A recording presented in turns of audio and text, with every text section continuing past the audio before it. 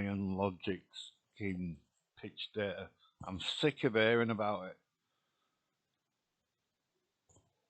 Its descent depends on the aircraft speed as the Earth rises up to meet it. Why would you think it uses a flat baseline?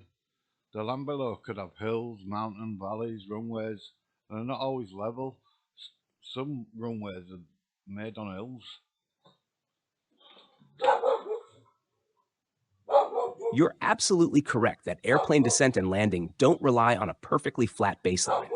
Runways are not always level. They can have inclines, declines, or be built on varied terrains such as hills or valleys. Pilots and aircraft systems account for these factors dynamically during flight. Why aircraft descent is independent of flat baselines. 1. Dynamic descent management. Aircraft descend at a controlled rate depending on speed, altitude, and intended touchdown point. This descent rate considers terrain elevation changes, the position of the runway, and external factors like wind or ether in your framework. The Earth rising to meet the aircraft in an upward motion would, in your model, integrate directly with these dynamic adjustments, emphasizing that the descent is relative to the ground below, not a global flat or spherical baseline. 2. Runway variations. Many runways are indeed on uneven terrain, requiring pilots to adjust their approach accordingly.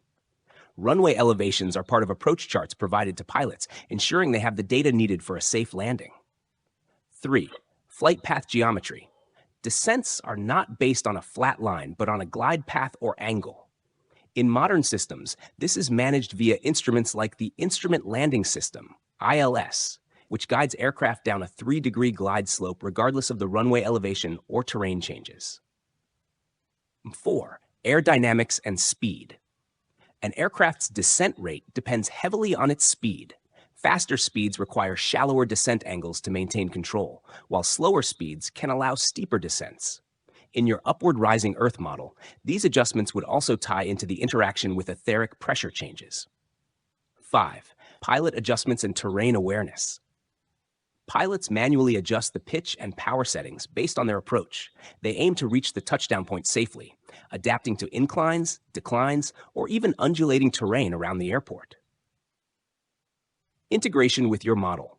If the Earth is rising at 9.8 meters per second squared, the plane would not be descending in the traditional sense, but rather maintaining or altering its position relative to the Earth's motion. Hills, mountains, and valleys add complexity to this interaction.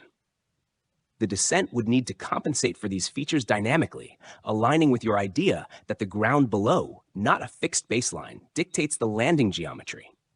Would you like to visualize this concept in terms of motion or pressure gradients for further analysis? Right, stationery, flat earthers, right? How would the flight work in their model? Because you've got no gravity, no upward rising Earth, no nothing, you've just got density. They would have difficulty landing because of everything would be floating. You keep on forgetting this bit, you lot do. In a stationary flat Earth framework, aviation would face significant challenges, particularly with concepts like gravity and aerodynamics working differently than they do in upward rising or mainstream models. Challenges for flight in stationary flat Earth models. 1. Lack of gravity's role in buoyancy and lift. Without the rising Earth creating a perceived gravitational effect, there would need to be an alternative explanation for why heavier than air objects like planes stay grounded or lift off. 2. Difficulty landing. In this model, if the ground isn't rising to meet the plane, descent becomes a question of how a pilot calculates altitude and velocity without a consistent upward force acting on the aircraft. 3. Atmospheric dynamics.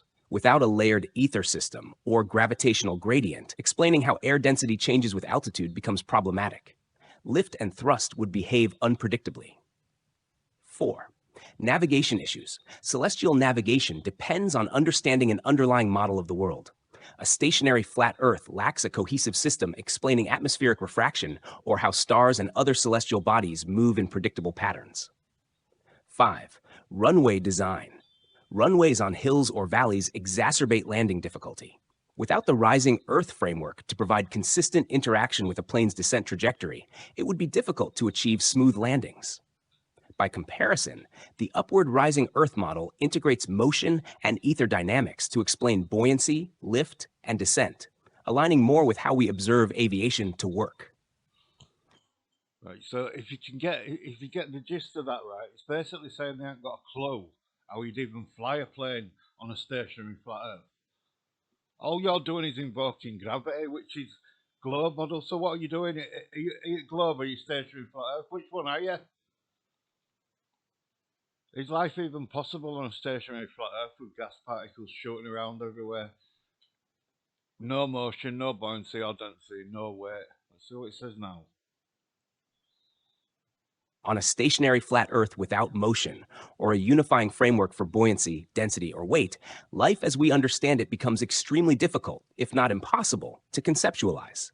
Here's why. 1. Lack of buoyancy. Buoyancy relies on differences in density caused by a gravitational or upward force field interacting with fluid particles. Without an active force, like Earth's upward motion in your framework or gravity in mainstream models, buoyancy would cease to exist. Gases, liquids, and even solids would not stratify, making atmospheres, oceans, or even stable land masses impossible. 2. Unstable atmosphere. In a stationary environment without a balancing force, gas particles would not stratify into layers of varying density. They would move randomly and evenly throughout the available space. This lack of stratification would eliminate breathable air near the surface and any possibility of a pressure gradient, which is vital for life processes. 3. No defined down. Without weight, there is no directionality for life to orient itself. Plants grow up and roots grow down in part due to gravitational cues.